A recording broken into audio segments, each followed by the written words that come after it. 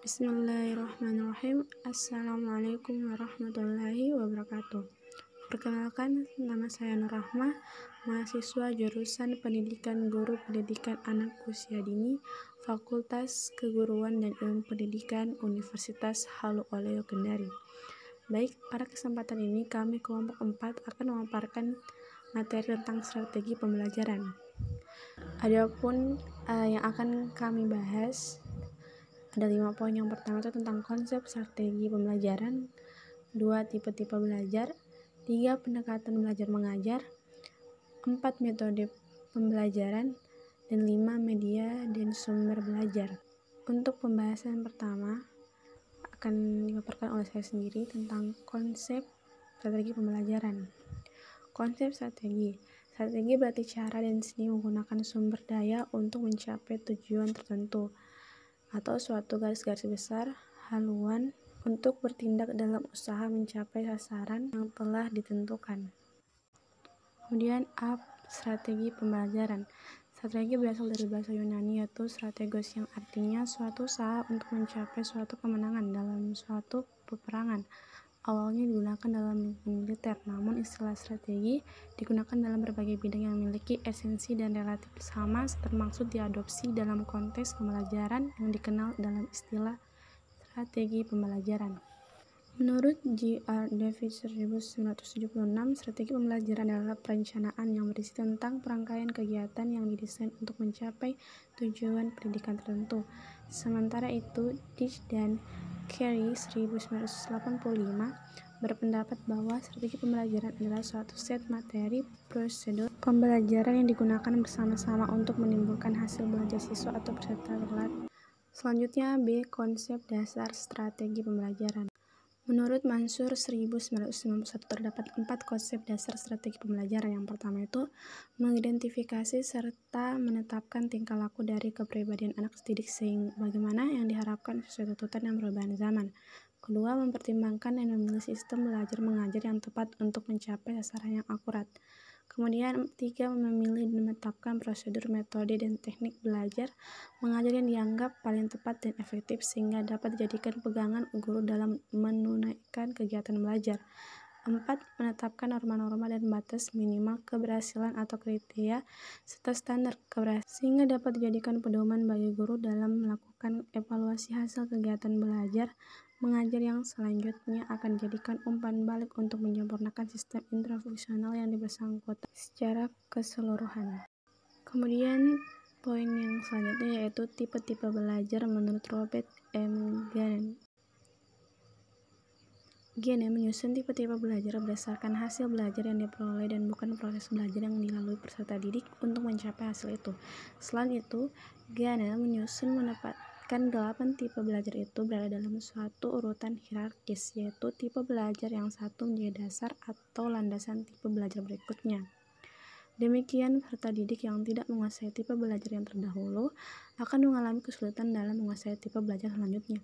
Selanjutnya, Gannon menambahkan bahwa 4 tipe belajar pertama kurang relevan untuk belajar di sekolah, sedangkan 4 tipe kedua lebih menonjolkan pada belajar kognitif yang memang ditonjolkan di sekolah.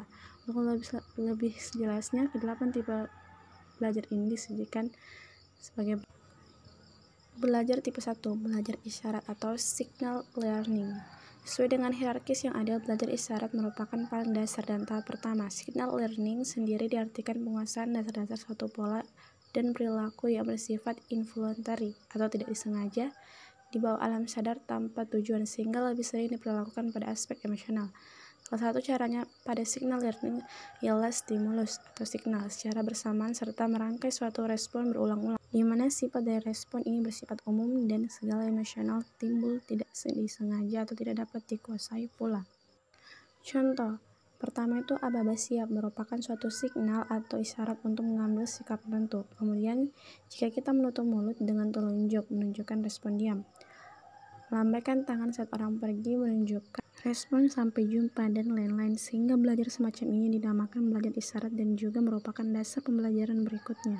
Selanjutnya belajar tipe 2, stimulus respon learning. Belajar stimulus respon merupakan teknik berikut yang memberikan respon yang tepat terhadap suatu stimulus diberikan.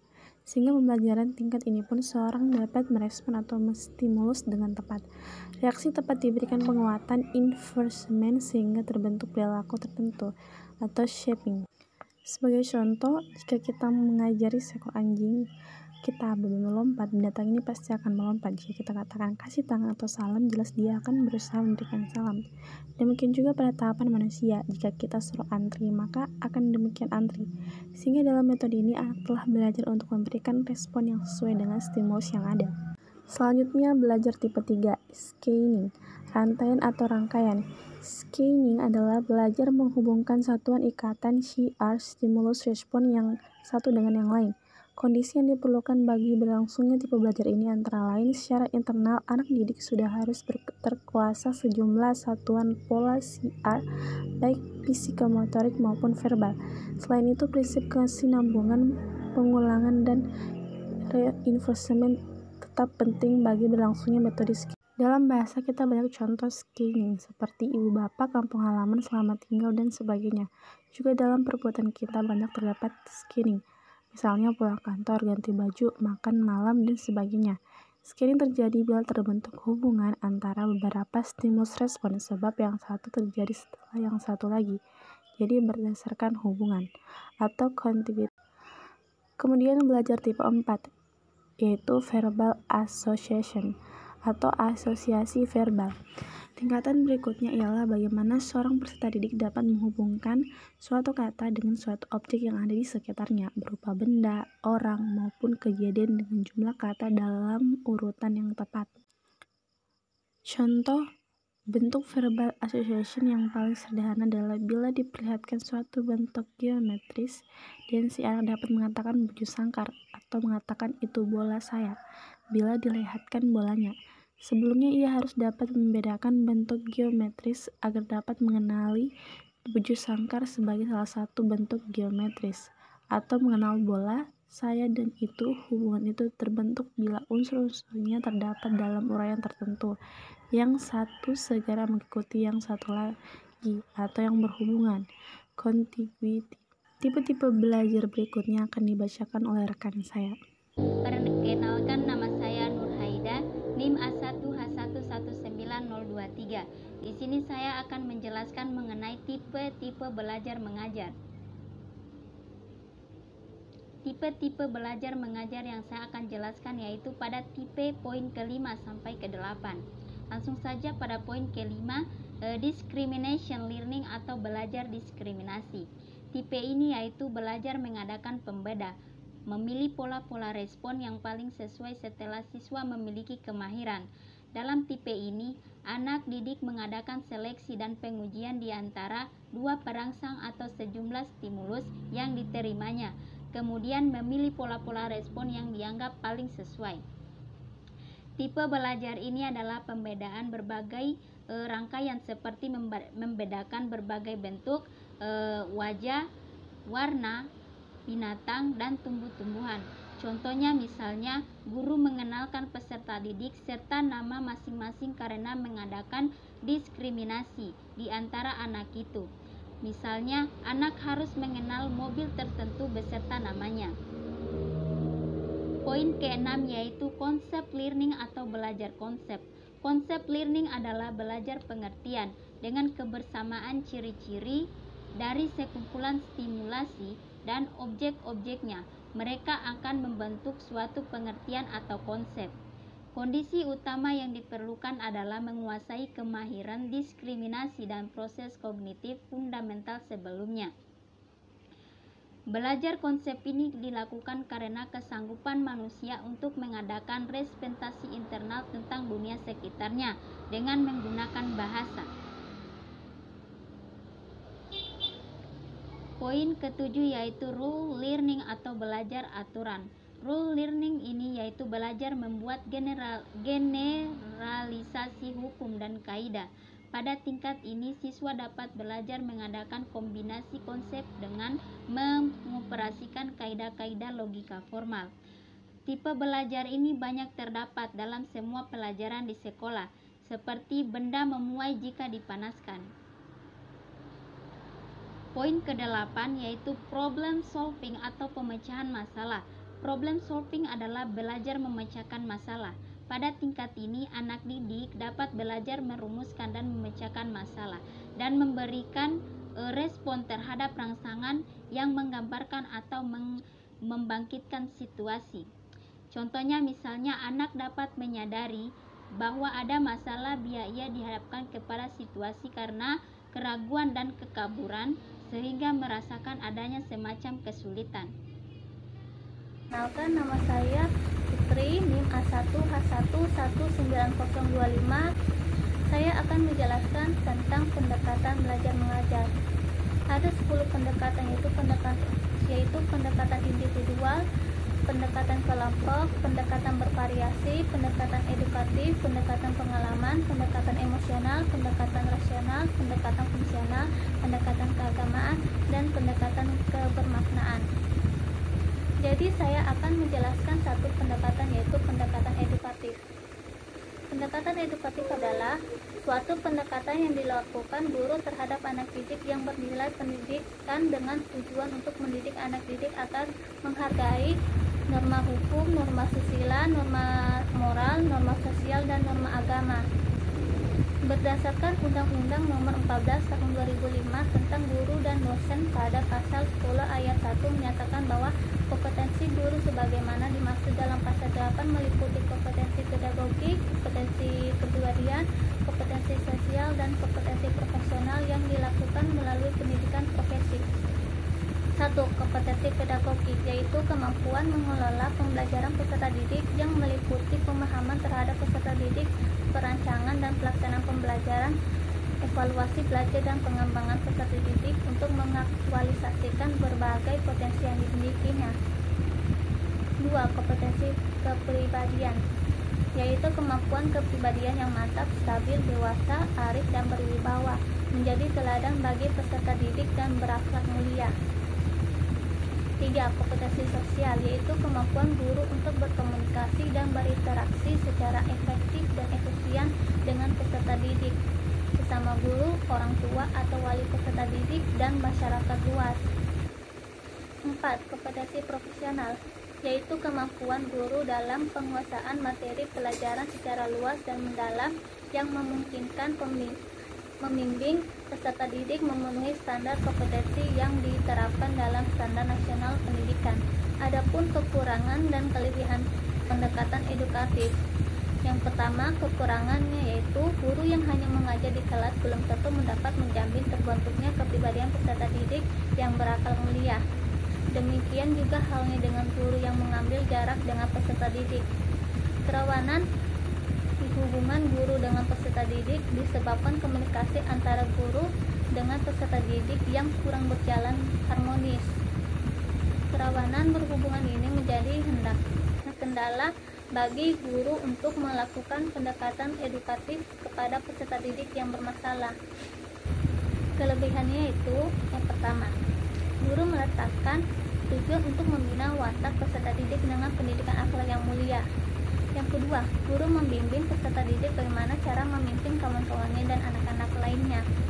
Yang ketiga, membina bagaimana cara menghargai orang lain dengan cara mematuhi semua perintahnya yang bernilai kebaikan.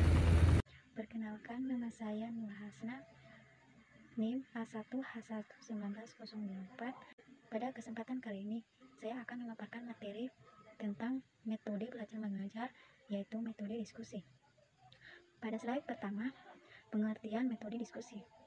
Metode berasal dari bahasa Yunani, yaitu metodos. Kata ini terdiri dari suku kata yaitu meta, yang berarti melalui atau melewati, dan hodos, yang berarti jalan atau cara.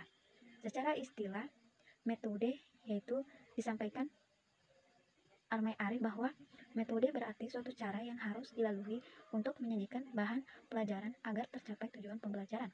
Metode diskusi adalah metode yang dimana guru memberikan suatu persoalan atau masalah kepada peserta didik, dan peserta didik diberi kesempatan untuk berkelompok dan menyelesaikan masalah yang diberikan oleh guru. Pengertian lainnya, metode diskusi adalah suatu metode pengajaran yang mana guru memberi suatu persoalan atau masalah kepada siswa dan siswi yang diberi kesempatan secara bersama-sama untuk memecahkan masalah tersebut. Slide kedua, ciri-ciri metode diskusi. 1. terdiri dari beberapa orang, bisa lebih dari 3 orang. Kedua, ada permasalahan yang sedang dicarikan solusi pemecahannya. Ketiga, ada yang menjadi pemimpin. Keempat, ada proses tukar pendapat atau informasi. Kelima, menghasilkan rumusan alternatif pemecahan masalah yang sedang dibahas. Pada slide ketiga, jenis metode diskusi. 1.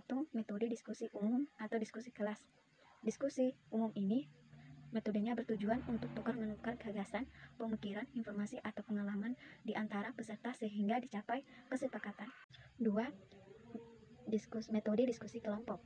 Metode diskusi kelompok adalah pembahasan suatu topik dengan cara tukar pikiran antara 2 orang atau lebih dalam kelompok-kelompok kecil yang direncanakan untuk mencapai tujuan tertentu. Ketiga, simposium adalah metode yang memaparkan suatu seri pembicara dalam berbagai kelompok topik dalam bidang materi tertentu. Metode keempat yaitu metode diskusi panel. Diskusi panel adalah pembahasan suatu masalah yang dilakukan oleh beberapa orang panelis yang biasanya terdiri dari 4-5 orang di hadapan audiens. Selanjutnya, slide keempat. Kelebihan metode diskusi. 1. Dapat merangsang siswa untuk lebih kreatif, khususnya dalam memberikan gagasan dan ide-ide. Kedua, dapat melatih untuk membiasakan diri bertukar pikiran dalam memberikan setiap permasalahan. Ketiga, dapat melatih siswa untuk mengemukakan pendapat atau gagasan secara verbal. Keempat, melatih siswa untuk menghargai pendapat lain. Kelima, membina untuk terbiasa bermusyawarah. Selanjutnya, pada slide kelima, yaitu kelemahan metode diskusi. 1. Sering terjadi pembicaraan dalam diskusi yang dikuasai oleh 2-3 orang siswa yang memiliki keterampilan berbicara. Kedua, kadang-kadang pembahasan dalam diskusi meluas sehingga kesimpulan menjadi kabur. Ketiga, memerlukan waktu yang cukup panjang yang kadang-kadang tidak sesuai dengan yang direncanakan. 4. Dalam diskusi sering terjadi perbedaan pendapat yang bersifat emosional yang tidak terkontrol, akibatnya kadang-kadang ada pihak yang merasa tersinggung sehingga dapat mengganggu iklim pembelajaran. Perkenalkan, nama saya Rini Aptianti, NIM A1A11902A6. Akan menjelaskan materi saya yang berjudul Media dan Sumber Belajar. A. Pengertian media pembelajaran. Pada anak usia dini, media pembelajaran sangat penting karena dalam penyampaian materi pada anak usia dini akan lebih cepat ditangkap dengan adanya media pembelajaran tersebut. B. Manfaat media pembelajaran. 1. Pembelajaran yaitu pesan atau informasi pembelajaran dapat disampaikan dengan lebih jelas, menarik, konkret, dan tidak hanya dalam bentuk kata-kata tertulis. C. Jenis media pendidikan, keagamaan, dan jenis sejenisnya. E. Kriteria pemilihan dan penggunaan media pembelajaran. F. Penyimpanan dan pemilihan media pembelajaran. Menyimpan dan memelihara media pembelajaran di lembaga PAUD baik yang ada di luar merupakan hal yang penting dilakukan oleh guru. G. Gangguan dan evaluasi media. Pembelajaran alasan perlunya penggunaan media pembelajaran secara optimal dalam pembelajaran adalah dikaitkan dengan tugas yang diemban guru dalam keseharian, yaitu menyajikan pesan, membimbing dan membina anak untuk mencapai media pembelajaran. H. Menggunakan berbagai media edukatif dan sumber belajar. Selanjutnya, jenis-jenis media belajar yaitu media visual, media audio, dan media audiovisual. Selanjutnya, pengadaan media pembelajaran. Sumber belajar merupakan kelanjutan dari langkah perencanaan. Langkah ini merupakan langkah guru atau pihak sekolah mewujudkan perencanaan media pembelajaran yang telah dibuat. Kriteria pemilihan dan penggunaan media pembelajaran. Ada beberapa hal yang harus dipertimbangkan dalam memilih media, yaitu kesesuaian dengan materi dan tujuan pembelajaran yang ingin dicapai. Oleh karena itu, media merupakan salah satu komponen sistem pembelajaran. Selanjutnya, penyimpanan dan pemeliharaan media pembelajaran. Penyimpanan dan pemeliharaan media pembelajaran di lembaga PAUD, baik yang ada dalam ruangan maupun yang ada di luar, merupakan hal yang penting dilakukan oleh guru. Cara anak meletakkan media pembelajaran di kelas tidak terlepas dari pengawasan guru. Selanjutnya, penggunaan dan evaluasi media pembelajaran. Alasannya, perlunya penggunaan media pembelajaran secara optimal dalam pembelajaran adalah dikaitkan dengan tugas yang diemban oleh guru dalam keseharian, yaitu menyajikan pesan, membimbing dan membina anak untuk mencapai tujuan pembelajaran, yaitu mengembangkan semua aspek perkembangan anak dalam waktu yang telah ditetapkan dan relatif terbatas.